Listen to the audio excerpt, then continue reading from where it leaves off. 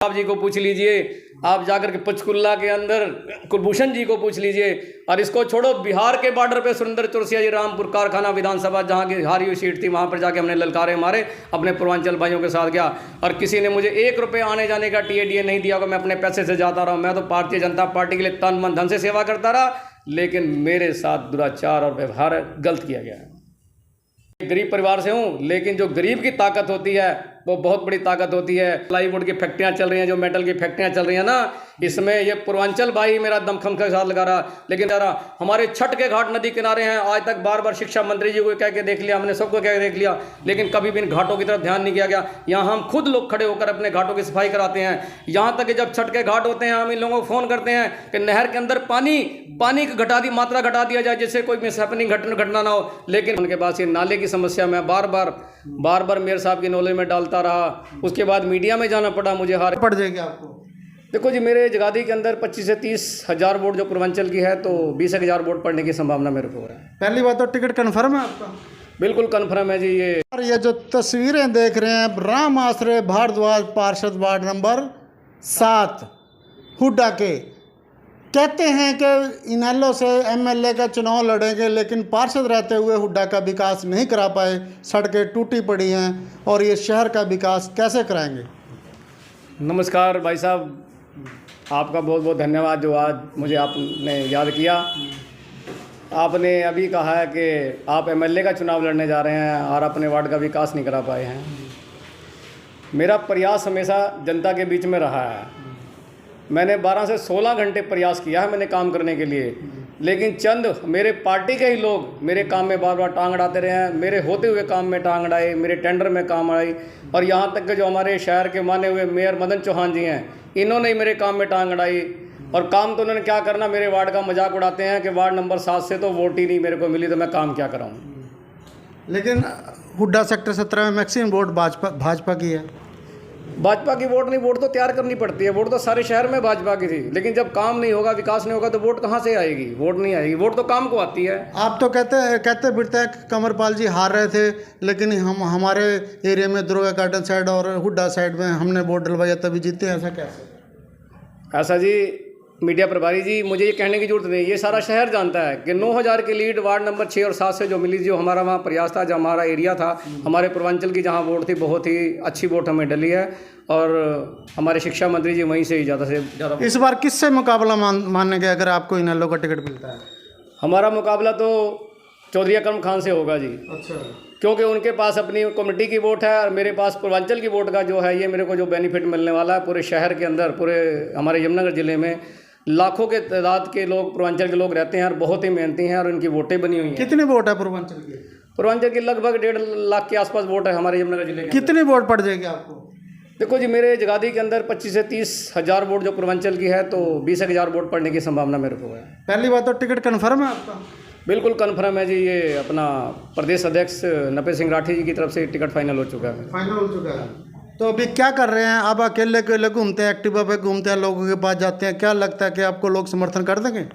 बिल्कुल, मेरे को बहुत अच्छा, मेरे को लोगों का वो मिल रहा, सुझाव भी मिल रहा है, और मेरे को समर्थन भी मिल रहा है, और बहुत ही मैं गरीब आदमी हूँ, इसलिए मैं गरीबों में ज़्यादा रहता हूँ। गरीब आदमी के लिए रात दिन खड़ा हूँ। मैं मुहर्रम भी जेब में लेके घूम रहा हूँ। ये जो काम है ना, छोटी छोटी सेवा से ही जनता मेरे लिए बहुत खुश है।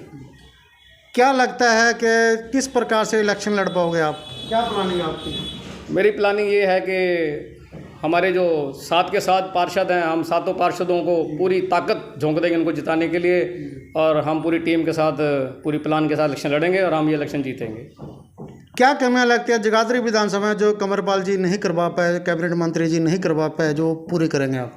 आप देख लीजिए, छोटा सा शहर है, कोई भी लाइट, पानी, सड़क। अभी ये रामलीला भवन के पास ये नाले की समस्या मैं बार बार मेयर साहब की नॉलेज में डालता रहा। उसके बाद मीडिया में जाना पड़ा, मुझे हार गए, लेकिन आज भी देख लीजिए वहाँ पे नाला ऊपर तक भरा हुआ है। आगे बरसात का समय आने वाला है, लाखों रुपए के नाले के टेंडर होते हैं, क्या नाले कभी साफ होते हैं? ये सड़कें देखो, देवी वन बाजार की सड़कें देख लीजिए, जहाँ अभी मैं इधर से गुजर रहा था, देखा तो ये बार कहते हैं टेंडर बना लगा हुआ है, टेंडर तो कहीं नहीं नज़र आ रहा हमारे को। क्या लगता है शिक्षा मंत्री जी ने क्या विकास कराया, मालूम है कुछ? शिक्षा मंत्री जी शिक्षा के मंत्री हैं, वो अपना शिक्षा की तरफ देख रहे हैं, लेकिन हमारा शहर जो है ये तो बहुत ही पिछड़ चुका है इससे। अच्छा, क्या कहना चाहेंगे यहाँ के युवाओं को? आप भी युवा हैं, कि किसको वोट की जाए?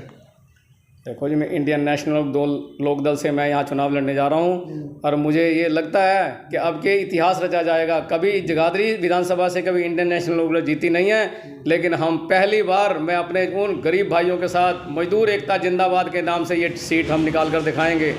और पूरे हरियाणा के अंदर 25 लाख पूर्वांचल की वोट है, जो मैं पूरे हरियाणा के अंदर ये कहूँगा कि सभी के सभी इंडियन नेशनल लोकदल का साथ दें और उनको जिताएं और इंडियन नेशनल लोकदल की सरकार बनाएं। मंजिल उन्हीं को मिलती है जिनके सपने में जान होती है, पंखों से कुछ नहीं होता, हौसलों से उड़ान होती है। तो हमारे जो हौसले बड़े बुलंद हैं और मेरे साथ जो भाई हैं बहुत ही तन मन धन के साथ खड़े हैं। और मैं एक गरीब परिवार से हूँ, लेकिन जो गरीब की ताकत होती है वो बहुत बड़ी ताकत होती है। ये जो चिमनियों के जो धुएं निकल रहे हैं, ये जो बड़े बड़े लोगों घरों में एसी लगे हुए हैं, ये बड़ी बड़ी मीनारें नज़र आ रही हैं ना, ये मजदूर एकता जिंदाबाद उन्हीं की देन होती है भाइयों। आज जो प्लाईवुड की फैक्ट्रियाँ चल रही हैं, जो मेटल की फैक्ट्रियाँ चल रही हैं ना, इसमें ये पूर्वांचल भाई मेरा दमखम के साथ लगा रहा, लेकिन पूर्वांचल भाइयों के साथ पूरे हरियाणा के अंदर भेदभाव किया जा रहा है। कहीं भी कोई भी किसी भी डिपार्टमेंट में उनको ना तो उनको डीसी रेट पे रखा जाता है, ना उनको सक्षम योजना में किसी भी उनको ना कोई नौकरी मिलती है, और कहीं भी उनके साथ भेदभाव किया जा रहा। हमारे छठ के घाट नदी किनारे हैं, आज तक बार बार शिक्षा मंत्री जी को कह के देख लिया, हमने सबको कह के देख लिया, लेकिन कभी भी इन घाटों की तरफ ध्यान नहीं किया गया। यहाँ हम खुद लोग खड़े होकर अपने घाटों की सफाई कराते हैं। यहाँ तक कि जब छठ के घाट होते हैं, हम इन लोगों को फ़ोन करते हैं कि नहर के अंदर पानी की मात्रा घटा दिया जाए, जिससे कोई मिसहैपनिंग घटना ना हो, लेकिन फिर भी शासन प्रशासन ने कभी नहीं सुना।